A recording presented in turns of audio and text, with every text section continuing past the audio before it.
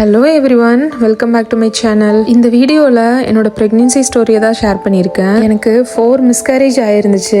அதுக்கப்புறம் ஒரு successful pregnancy. இப்போ எனக்கு ஒரு பாய் பேபி இருக்கான். நான் அந்த ஸ்டோரியை தான் உங்கள் கூட ஷேர் பண்ணியிருக்கேன். என்னோட வீடியோஸை கண்டினியூவாக பாருங்கள். நான் என்னென்ன ப்ராப்ளம் ஃபேஸ் பண்ணேங்கிறதையும் என்னென்ன ரீசன்னால மிஸ்கேரேஜ் ஆச்சு அண்ட் அதிலிருந்து நான் எப்படி வெளியே வந்தேன் அப்படிங்கிறதெல்லாம் ஷேர் பண்ணியிருக்கேன். ஸ்டார்ட் பண்ணலாமா? இதை பற்றி பேசும்போதே கொஞ்சம் எமோஷ்னலாக ஃபீல் ஆகுது. எங்களுக்கு மேரேஜ் ஆனது 2019. அப்போ என்னோட ஏஜ் வந்து 23. 2019னா 19 end December 2019 December. After marriage ஒரு 1 மந்த் வந்து வீட்டில் கொஞ்சம் ப்ராப்ளம்ஸ் போயிட்டு இருந்தது. அதுக்கப்புறமா லைஃப் நார்மலாக ஸ்டார்ட் ஆச்சு. 2 பேரோட ஒர்க்லேயுமே லீவுங்கிற மாதிரி தான் இன்ஃபார்ம் பண்ணியிருந்தோம். ஸோ 1 மந்த் ஒரு லீவுக்கு அப்புறமா 2020 ஜனவரியில் நாங்கள் ரீஜாயின் பண்ணிட்டோம். எனக்கு பீரியட் சைக்கிள் வந்து 35 days ஒன்ஸ். அது வந்து லாஸ்ட் 3 months கரெக்டாக தான் இருந்தது. ஃபர்ஸ்ட் டைம் மார்ச் மந்த் வந்து 40 days ஆயுமே நான் பீரியட்ஸ் ஆகும். ஹெல்த் வைஸாகவுமே ஐ எம் நாட் வெல். கொஞ்சம் டயர்டாக இருக்க மாதிரி ஃபீல் பண்ணேன். சரி காலைல செக் பண்ணி பார்க்கலான்னு பார்க்கும்போது ப்ரெக்னென்ட் டபுள் கோட் வந்து இருந்துச்சு. ரொம்ப ஹாப்பி ஆகிட்டு ஃபேமிலியில் எல்லாத்துக்கிட்டையுமே இன்ஃபார்ம் பண்ணிட்டோம். நாங்கள் எதுவுமே பிளானே இல்லாமல் இருந்தனால எந்த ஹாஸ்பிட்டல் போகிறது, எந்த டாக்டரை கன்சல்ட் பண்ணலாம், டாக்டர்கிட்ட போகணுமா, அந்த நாலேஜ் கூட எனக்கு சுத்தமாக இல்லை. அந்த டேவே ஈவினிங்கே நியரஸ்டாக இருக்கிற ஒரு சின்ன கிளினிக்கில் போயிட்டு ஒன்ஸ் டாக்டரை கன்ஃபார்ம் பண்ணிக்கலாம், அதுக்கப்புறமா நம்ம எங்கே போகலாம் என்னங்கிறது யோசிச்சுக்கலான்னு ஒரு கிளினிக்கு தான் போயிருந்தோம். அவங்க என்னோட பீரியட் சைக்கிள் கேட்டாங்க அண்ட் கார்டு பார்த்தாங்க. எனக்கு இருக்கிற இந்த சிக்னஸ் எல்லாமே சொன்னேன். அதுக்கு டேப்லெட் கொடுத்தாங்க. அண்ட் இது ரொம்ப அர்லியர் ஸ்டேஜ் தான். நீங்கள் இன்னும் 10 daysக்கு அப்புறம் ஸ்கேன் பார்க்கணும், ஹார்ட் பீட் வந்திருக்கான்னு செக் பண்ணணும்னு அதுக்கு எழுதியும் கொடுத்துருந்தாங்க. இன்னும் கொஞ்சம் கன்ஃபியூஷன்ஸ் என்ன ஆச்சுன்னா, சீக்கிரமாக ஹாஸ்பிட்டல் போகக்கூடாது, இன்னும் கொஞ்ச நாள் ஆகட்டும்னு பெரியவங்க சொன்ன பேச்செல்லாம் கேட்டுட்டு எனக்கு ஸ்கேன் பார்க்கறதுக்கு கூட ரொம்ப பயந்துட்டேன். ஆக்சுவலி நான் பார்க்கவே இல்லை. ஒர்க் பண்ணுறதுமே ஹாஸ்பிட்டல் தான், பட் மெடிக்கல் பேஸ்டான ஜாப் கிடையாது. சம் கைண்ட் ஆஃப் அக்கௌண்ட்ஸ் அந்த மாதிரி இருக்கும். அங்கே சிஸ்டர்ஸ் கிட்ட எல்லாம் கேட்கும்போது நீங்கள் பெரியவங்க சொல்கிறதெல்லாம் கேட்காதீங்க, கண்டிப்பாக எங்கே பிளேஸ் ஆகிருக்கு, ஹார்ட் பீட் வந்திருக்கான்னு செக் பண்ணி தான் பார்க்கணும், அதுதான் நல்லதுன்னு எனக்கு அட்வைஸ் பண்ணாங்க. ஓகேன்னு வீட்டில் யாருக்கிட்டையும் சொல்லாமல் நான் மட்டும் அங்கே ஹாஸ்பிட்டலில் ஜஸ்ட் ஸ்க்ரீனிங் மட்டும் பார்த்தேன். ஸ்க்ரீனிங் பார்க்கும்போது எனக்கு ஒரு 55 days அந்த மாதிரி ஆயிருந்துச்சு. கரெக்டான பிளேஸில் தான் பிளேஸ் ஆகிருக்கு அண்ட் ஹார்ட் பீட்டுமே வந்துருச்சுன்னு சொல்லியிருந்தாங்க. ரொம்ப ஹாப்பியாக இருந்துச்சு. அன்றைக்கி ஈவினிங்கே என் ஹஸ்பண்டையும் வர சொல்லி திருப்பி ஒன்ஸ் மறுபடியும் பார்க்க சொல்லி அவருக்கும் காமிச்சேன்.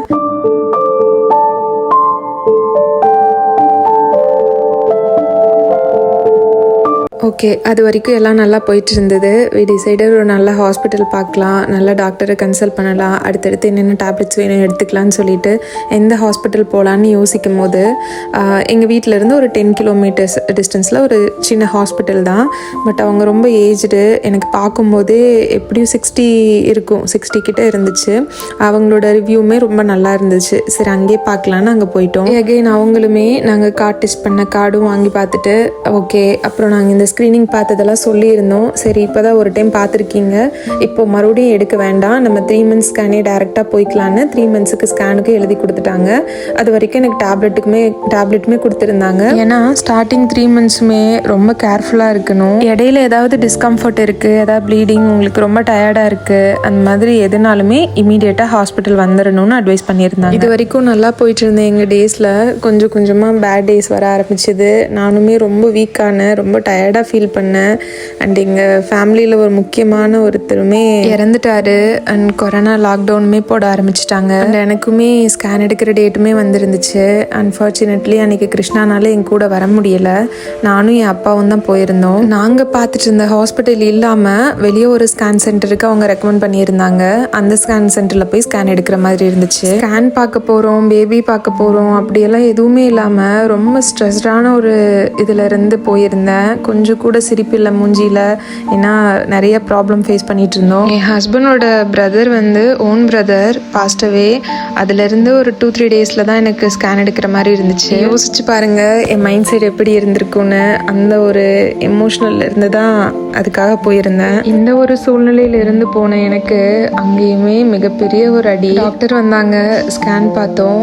பார்த்துட்டு கொஞ்ச நேரம் அவங்க எதுவுமே பேசல, ரொம்ப சைலண்டாக இருந்தாங்க.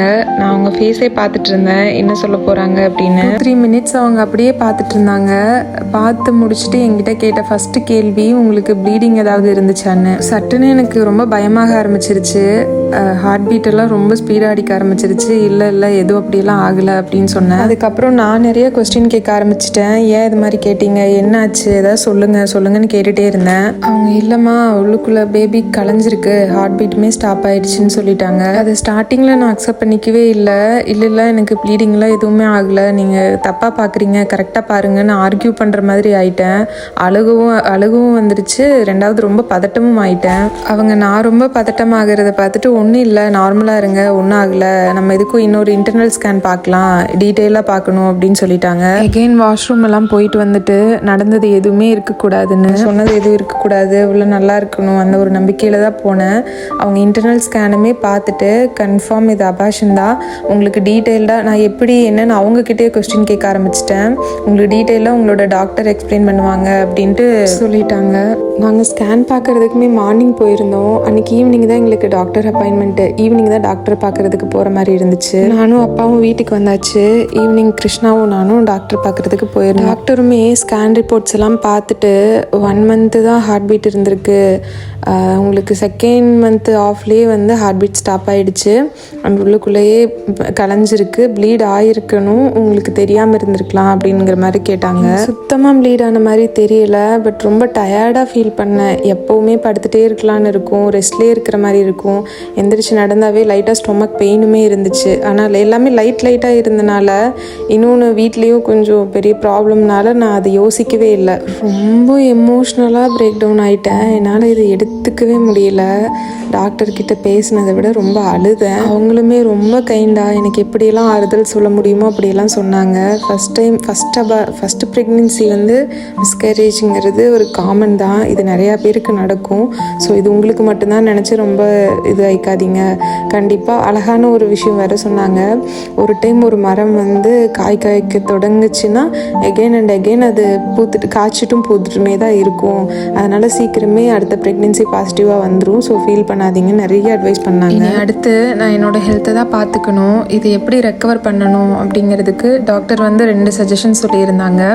ஒன்று டேப்லெட் மூலியமாக நார்மலாக ப்ளீட் ஆகிட்டு வெளியே வர்றது, இல்லாட்டினா டிஎன்சி பண்ணணும் அப்படின்னு ஃபஸ்ட்டே சொல்லிட்டாங்க. அந்த டைமில் டிஎன்சினா என்னன்னு கூட தெரியல, எனக்கு ஏதோ சர்ஜரி மாதிரி இருக்குமோன்னு பயந்துட்டு இல்லை நான் டேப்லெட்டே போட்டுக்கிறேன் அப்படின்னு டாக்டரோட அட்வைஸ் படி அவங்க முன்னாடியே ஒரு டேப்லெட் போட்டுட்டு அகெயின் வீட்டுக்கு ஈவினிங் போயிட்டு ஒரு டேப்லெட் போடணுங்கிற மாதிரி ஏதோ சொல்லி கொடுத்துருந்தாங்க. ஒரு வேளை டேப்லெட்டில் கம்ப்ளீட்டாக க்யூர் ஆகலை அப்படின்னாலும் நம்ம டிஎன்சிங்கிற ஒரு ஆப்ஷன் எடுத்து தான் ஆகணுங்கிறதையும் ஃபஸ்ட்டே சொல்லிட்டாங்க.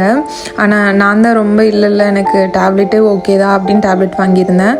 அவங்க சொன்னது 100க்கு 75% வந்து டிஎன்சி தான். ஏன்னா 3 மந்த்ஸ் ஆகிடுச்சு, 3 மந்த்ஸும் நான் பீரியட்ஸ் ஆகலைங்கும் போது பிளட் கிளாட்ஸ் வந்து ஸ்டொமக்கில் நிறையாவே இருந்தது. அதனால் அவங்க டிஎன்சி தான் சஜஸ்ட் பண்ணாங்க. அவங்களும் இன்னொரு விஷயம், உங்களோட நல்ல நேரம் டேப்லெட்லேயே எல்லாமே பாசிட்டிவாக முடிஞ்சிட்டா கூட பரவாயில்ல தான் அப்படின்னு. மைல்டாக கொஞ்சம் ப்ளீட் ஆக ஸ்டார்ட் ஆகும், போக போக இன்க்ரீஸ் ஆகும், ரொம்ப பயப்பட வேண்டாம். ஓவர் இன்க்ரீஸ் ஆச்சு இல்லை ஏதாவது ப்ராப்ளம் ஆச்சுன்னா வந்துருங்க அப்படின்னு மட்டும் சொல்லியிருந்தாங்க. ஈவினிங் டாக்டரை பார்த்துருந்தோம். அன்னத்தன்னைக்கு நைட்டு என் லைஃப்பில் வந்து இது மறுபிறவின்னு தான் சொல்லணும். மைல்டாக ப்ளீட் ஆக ஸ்டார்ட் ஆச்சு, ரொம்ப டயர்டாக இருந்தது, உடம்புலாம் ரொம்ப வலிக்க ஆரம்பிச்சிது, லைட்டாக ஸ்டொமக் பெயினுமே இருந்துச்சு. இது ஆல்ரெடி சொன்னது தானே, நான் தூங்கிட்டு இருந்தேன். ஒரு 1/2 hour கூட தூங்கியிருக்க மாட்டேன். ரெஸ்ட் ரூம் போகலான்னு போகும்போது திடீர்னு கொஞ்சமாக ஓவர் ப்ளீட் ஆகிற மாதிரி ஃபீல் ஆச்சு. அதுக்கு மேலே சுத்தமாக தூக்கமே வரல. நைட்டு ஃபுல்லாக ஓவர் ப்ளீடிங் தான், ரூம் ஃபுல்லாகவே ப்ளீட் ஆகிடுச்சு. இது எமர்ஜென்சியா இல்லை இது இப்படி தான் இருக்குமா அப்படின்னு கூட எங்களால் கரெக்டாக சொல்ல முடியல. ஒரு 4 o'clock இருக்கும். கம்ப்ளீட்டாக உடம்புல இருந்த எல்லா பிளட்டுமே லாஸ் ஆகி என் கையெல்லாம் சில்லுன்னு ஆக ஆரம்பிச்சிருச்சு. என்னால் சுத்தமாக அதுக்கு மேலே எதுவுமே முடியலை, படுத்துட்டேன், எழுந்திரிக்க கூட முடியல. நாங்கள் ஹாஸ்பிட்டல் போகும்போது ஆல்மோஸ்ட் அன்கான்ஷியஸ் ஸ்டேஜில் தான் நாங்கள் போயிருந்தோம். எனக்கு போனதெல்லாமே சிலது ஞாபகமே இல்லை. 4 o'clock ஹாஸ்பிட்டலும் போயிட்டோம். ஹாஸ்பிட்டல் பக்கத்துலேயே தான் டாக்டரோட வீடுமே. அவங்களுமே இந்த மாதிரி எமர்ஜென்சின்னு இன்ஃபார்ம் பண்ணதும் இமீடியட்டாக வந்துட்டாங்க.